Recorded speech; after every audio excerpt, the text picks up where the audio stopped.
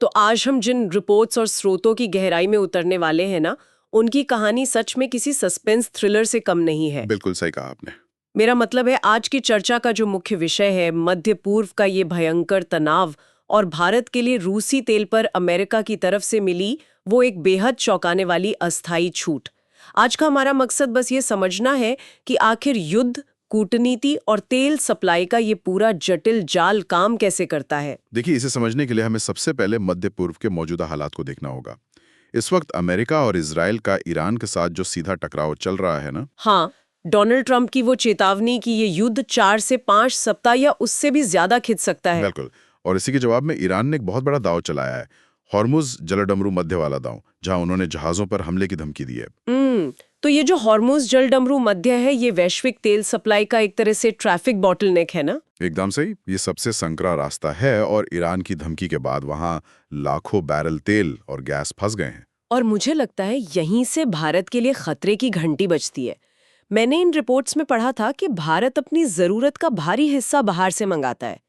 क्या सच में भारत के पास अब सिर्फ 25 दिन का ही रिजर्व बचा है? हाँ, स्थिति वाकई मतलब ये तो ऐसा है जैसे हाईवे पर तेजी से गाड़ी चलाते वक्त अचानक आपका फ्यूल इंडिकेटर लाल रंग में ब्लिंक करने लगे। ये उदाहरण बिल्कुल सटीक है।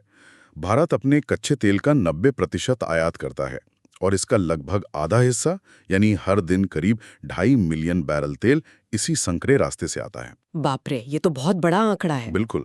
अब क्योंकि जहाज फंस गए हैं तो भारत की सबसे बड़ी गैस आयातक कंपनी पेट्रोनेट एलएनजी को अपने कतर के सप्लायर्स के सामने फोर्स मेजोर घोषित करना पड़ा है। अच्छा, एक मिनट, ये फोर्स मेजोर क्या होता है? थोड़ा आसान भाषा में समझते हैं इसे। आसान भाषा में कहें तो ये कंपनियों के लिए एक तरह का कानूनी बचाव है। मतलब जब हालात आपके कंट्रोल से बाहर हों, जैसे कि युद्ध या कोई प्राकृतिक आपदा, तो आप बिना किसी पेनाल्टी के कॉन्ट्रैक्ट तोड़ने या सप्लाई रोकने की छूट ले सकते हैं। तो गैस सप्लाई में कटौती शुरू हो गई है, लेकिन यहाँ इस कहानी में गजब का मोड़ आता है।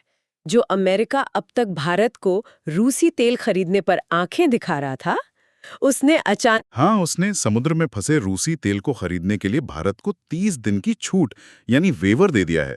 अचानक ये हृदय परिवर्तन कैसे हुआ? इस कदम के पीछे अमेरिकी ट्रेजरी सचिव स्कॉट बेसेंट का तर्क समझना जरूरी है। उनका कहना है कि ये छूट यूक्रेन युद्ध के लिए रूस की कोई आर्थिक मदद नहीं है। अच्छा, बल्कि ये दुनिया के एनर्जी मार्केट को चालू रखने का बस एक शॉर्ट टर्म जुगाड़ है। बिल्कुल। अमेरिका नहीं चाहता कि ईरान पूरी दुनिया की ऊर्जा सप्लाई को बंधक बना ले। और वैसे भी ये छूट सिर्फ उसी तेल के लिए है जो पहले से समुद्र में फंसा हुआ है। अगर हम इन स्रोतों को बिल्कुल निष्पक्ष नजरिए से देखें, तो दोनों तरफ से अलग-अलग दावे किए जा रहे हैं। ट्रंप प्रशासन ने तो पहले इसी रूसी तेल को लेकर भारी टैरिफ लगाए थे ना? हाँ, पहले 50% का भारी टैरिफ लगाया गया था, जिसे हाल के एक व्यापार समझौते में घटाकर 18% कर दिया गया है। और अब अमेरिका ये दावा कर रहा है कि भारत रूसी तेल का आयात कम करने पर सहमत हो गया है। जबकि भारत का रुख तो कुछ और ही है। भारत ने आधिकारिक तौर पर ऐसा कुछ आयात कम करने की पुष्टि नहीं की है। हाँ, भारत का स्पष्ट मानना है कि इतनी बड़ी आबादी की ऊर्जा जरूरतों को पूरा करना उसकी पहली प्राथमिकता है और वे अपने व्यापार संबंध खुद तय करेंगे, जो कि उनका एक संप्रभु अधिकार है। एकदम सही बात है। तो इन सब बातों का निष्कर्ष क्या निकलता है?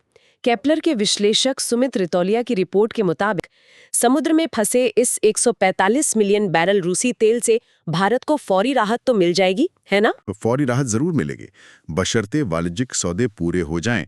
लेकिन सुमित रितौलिया यहाँ एक बहुत गहरी बात कहते हैं। वो क्या? ये 30 दिन की छूट एक बैंडेड की तरह है। ये उस मूल समस्या को नहीं सुलझाती कि भारत का पूरा ढांचा मध्य पूर्व के तेल पर कितना ज्यादा निर्भर है। सही कहा आपने। इन सभी स्रोतों को खंगालने के बाद एक बात जो बिल्कुल साफ हो जाती है वो ये कि दुनिया की ऊर्जा सप्लाई चेन कितनी नाजुक है। दुनिया के किसी कोने में मौजूद एक संकरा समुद्री रास्ता ब्लॉक होता है और किसी भी बड़ी अर्थव्यवस्था में महंगाई आसमान छूने लगती है। बिल्कुल। और यहीं से एक बहुत ही गंभीर सवाल पैदा होता है जिस पर विचार करना बहुत जरूरी है कि जब ये 30 दिन की छूट खत्म हो जाएगी। हाँ, जब ये 30 दिन की अस्थायी छूट खत्म हो जाएगी और अगर ये युद्ध ट्रंप के 4-5 सप्ताह के अनुमान से भी ज्यादा लंबा खिंच गया, तो वैश्विक ऊर्जा संकट तब क्या नया और अप्रत्याशित रूप लेगा? ये एक ऐसा सवाल है जिसका जवाब हम सबको खोजना होगा।